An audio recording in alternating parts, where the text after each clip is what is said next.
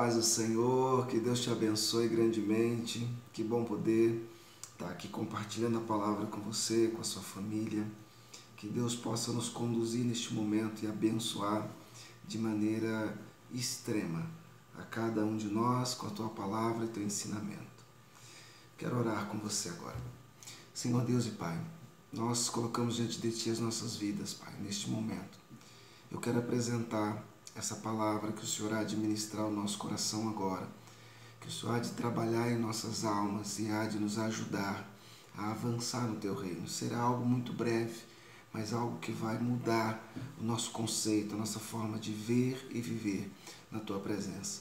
Senhor, abençoe cada casa, cada lar, cada irmão, cada família que está neste momento fazendo a sua célula familiar, para que possamos romper nesse momento de crise em que todo mundo está passando.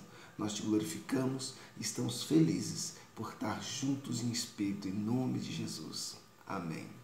Amém, queridos. Tessalonicenses, no capítulo 4, eu quero ler aqui alguns versículos, mas para dar início eu vou ler o versículo 16, onde a palavra de Deus diz, através do apóstolo Paulo, quando ele escreve a carta aos irmãos da Tessalônica, e ele diz assim: porquanto o Senhor mesmo, dada a sua palavra de ordem e ouvida a voz do arcanjo e o ressoar da trombeta de Deus, descerá dos céus, e os mortos em Cristo ressuscitarão primeiro. Depois nós, os vivos, os que ficarmos, seremos arrebatados juntamente com eles, aleluia, entre as nuvens, para o encontro do Senhor nos ares. E assim estaremos para sempre com o Senhor. Versículo 18. Consolai-vos, pois, uns aos outros com esta palavra. Aleluia, glória a Deus.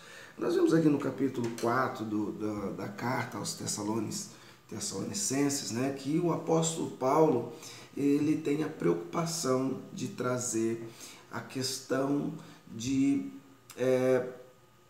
do arrebatamento. Ele está falando aqui de um momento específico que é escatológico, que é futuro.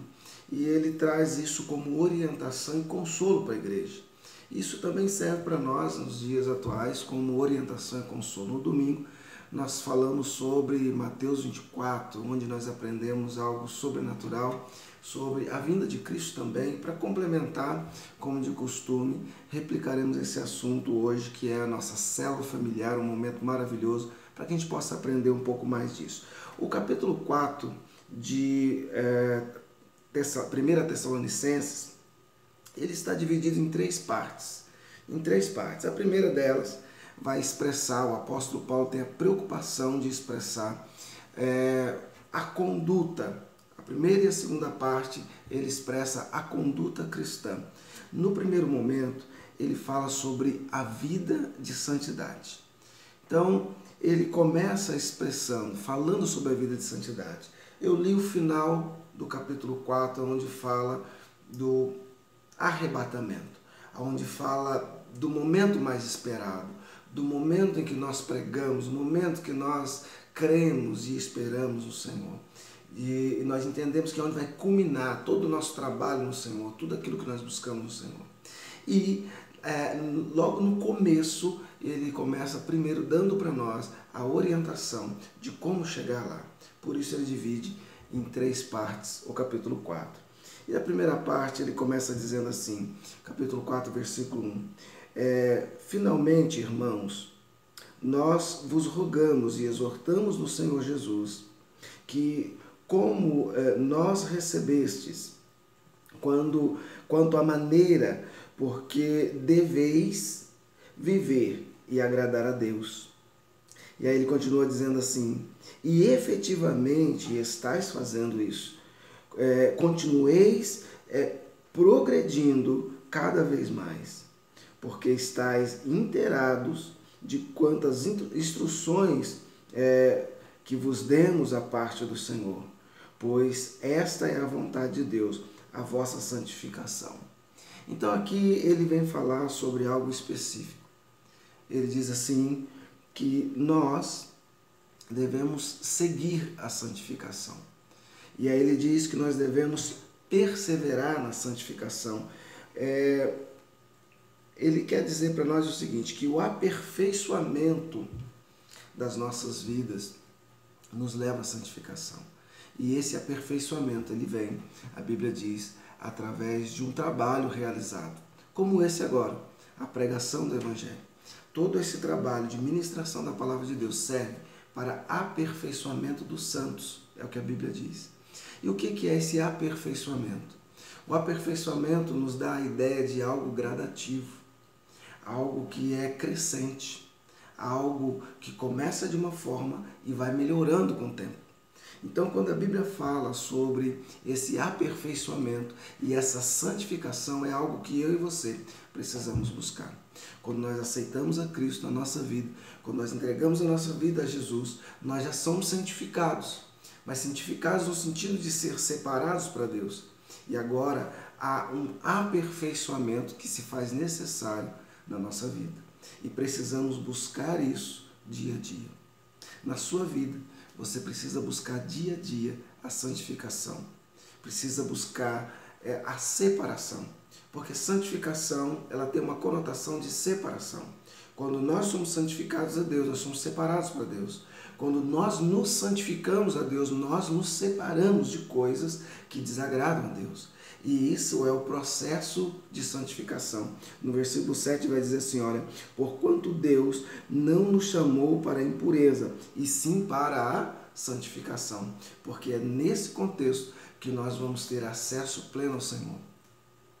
Então é importante eu e você entendermos essa primeira parte, que o apóstolo Paulo achou extremamente importante para que o povo pudesse alcançar o último ponto, que seria o ponto final. E aí depois, a partir do versículo 9, ele traz uma outra exortação. E agora ele vai falar de uma outra prática. A primeira prática é a santificação. E a segunda prática que ele fala é a prática do amor. E aí ele diz assim, olha, no tocante ao amor fraternal, não há necessidade de que eu vos escreva, porquanto vós mesmos já estáis por Deus instruído, que deveis amar-vos uns aos outros. Então existe um dever. Amar os irmãos não é sentimental, é um dever que temos que ter. O amor que Deus ele quer nos instruir é que tenhamos esse dever, que temos o dever de amar os nossos irmãos. E é uma prática necessária. E esse amor não é um amor apenas sentimental, mas é um amor prático. Nós temos que viver isso, conduzir a nossa vida em amor, amar os nossos irmãos. E isso é algo que está no caminho da salvação. No versículo 10 vai dizer assim, olha, e na verdade já estás praticando isso, mesmo para com todos os irmãos, e em toda a Macedônia, contudo, vos exortamos, irmãos, que progredis cada vez mais. Então, Deus aqui ele usa o apóstolo Paulo para dizer assim, olha, em verdade vocês já vivem esse amor. E isso é maravilhoso, Deus aprova isso, que nós já vivemos esse amor, porém nos alerta que precisamos progredir cada vez mais, ou seja, a crescer cada vez mais em amor. Então são duas projeções que ele nos pede. Primeiro, nós devemos crescer em santidade, ou seja, nunca devemos achar que já estamos 100% prontos, mas devemos ter a certeza que estamos cada dia mais buscando melhorar e alcançar aquilo que Deus tem para nós. O próprio apóstolo Paulo diz, não que eu já tenha alcançado, mas eu estou prosseguindo, aleluia, para a varonilidade perfeita. E isso é algo que nós devemos sempre observar, para que a gente chegue na última sessão do capítulo 4 que ele separa, e aí ele vai dizer assim no versículo 13, não queremos, porém, irmãos, que sejais ignorantes a respeito aos que dormem, para não vos entristecerdes como os demais, que não têm esperança. Pois se cremos que Jesus morreu e ressuscitou, assim também Deus, mediante Jesus, trará em sua companhia os que dormem. Então nós observamos aqui o momento da vinda do Senhor para aqueles que morrem. A vinda de Jesus não é apenas um arrebatamento da igreja, mas para aqueles também que morrem. É por isso que eu sempre digo que Jesus ele está voltando para muitas pessoas, quando alguém acaba passando dessa vida para a glória. Quando alguém morre, Jesus está voltando para aquela pessoa. E aí agora, um outro momento, ele diz assim, olha, no versículo 15, ora, ainda vos declaramos por palavra do Senhor isto, nós, os vivos, os que ficarmos até a vinda do Senhor, de modo algum precederemos os que dormem, porquanto o Senhor mesmo, dada a sua palavra e a ordem, ouvida a voz do arcanjo, o ressoar da trombeta de Deus, descerá dos céus e os mortos ressuscitarão primeiro. Jesus vai voltar. Tem pessoas que não creem, acham que Jesus já voltou, acham que ele nunca voltará, acham que isso ia tudo balela. Mas Jesus vai voltar e vai surpreender a muitos. E nós estamos vivendo para ele, para que quando ele vier, ele nos leve para ele mesmo. Você é separado, escolhido por Deus para viver o Evangelho do Senhor e para chegar ao reino de Deus. Eu e você, nós somos salvos por Jesus. E a maneira que nós temos é seguir as orientações dele. E ele nos orienta que devemos buscar a santidade, buscar o amor fraternal, amar uns aos outros como ele nos amou. E para isso, para vivenciar isso, nós dependemos daquilo que o próprio Jesus diz, que ele não nos deixaria só, que ele nos traria o Consolador, o Espírito da verdade, o Espírito Santo. É só com a presença do Espírito Santo que move dentro dos nossos corações e que vai nos conduzir e nós vamos alcançar o melhor de Deus. Eu quero dizer uma coisa especial para você. No meio de tudo isso que eu e você estamos vivendo, saiba que Deus está olhando por nós. E Ele está vendo tudo isso que nós estamos passando. E Ele está se agradando de você. Sabe por quê? Porque você é separada, escolhida por Deus, e Ele te ama, amém? E eu quero orar por ti nesse momento. Soberano e eterno Deus, eu oro nesse instante, te peço que abençoe a vida dos meus irmãos, que manifeste a tua glória, o teu poder, a tua unção, quebrando todas as barreiras e dando vitória a cada um deles. Meu Pai, eu profetizo santidade, amor, nesse tempo que nós estamos vivendo. Pai amado, eu profetizo em nome de Jesus, uma igreja avivada. Espírito Santo, eu te peço que mova-se em cada coração, que não falte a chama do avivamento no coração da igreja, no coração dos irmãos reunidos em suas casas, que haverá salvação, que haverá mudança e transformação.